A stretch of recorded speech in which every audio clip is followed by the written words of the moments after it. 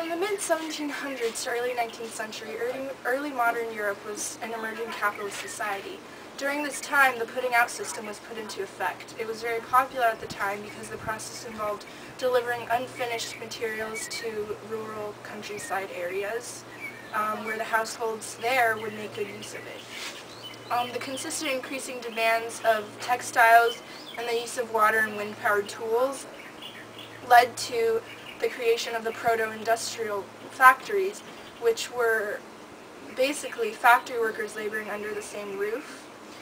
From then on, women and child labor became very prominent. Now, women and children were paid much lower than the average male at the time due to the patriarchal society still intact at the time.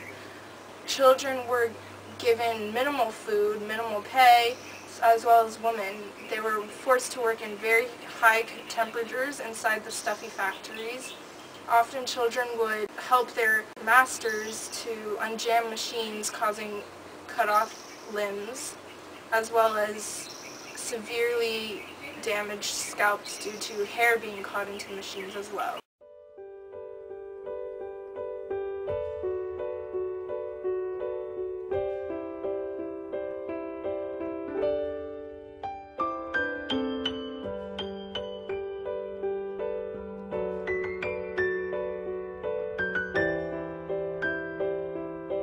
Around the late 18th century, as the factory system emerged, advances in technology noticeably changed the industries. The factory system replaced the putting out system and soon became the method of choice for production in most industrial economies. Conditions in the factory were harsh, and managers often imposed strict work discipline and closely supervised their employees that were all ages. The factory provided a source of cheap labor, which led to overpopulation in rural areas, the declining of job opportunities, and much financial difficulty.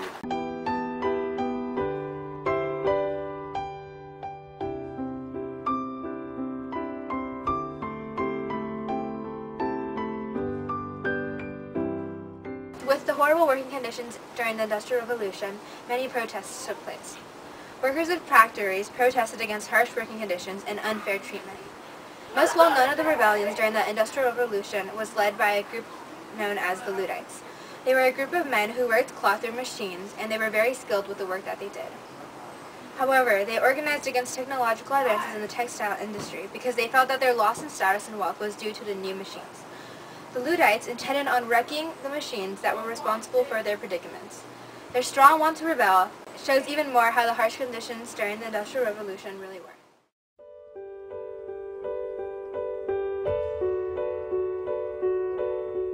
Industrialization became even more efficient with the inclusion of mass production. It began with Eli Whitney's technique of producing interchangeable parts for firearms, and this method was later used to make other goods as well. And then in 1913, Henry Ford used a technique of having each worker perform specialized tasks at fixed points, which resulted in larger productivity.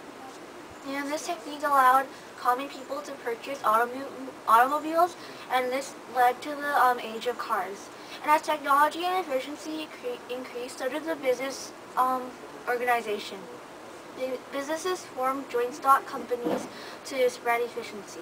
And during the 1850s and 1860s, corporations formed.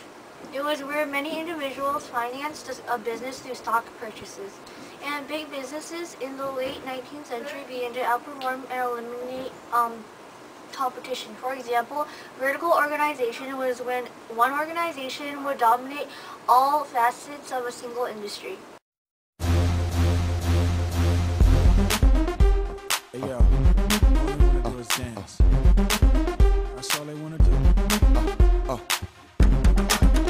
Get it. Get it. Get it. This is that automatic. I stay fresh like I'm wrapped in plastic. Beat goes plastic, see galactic. Style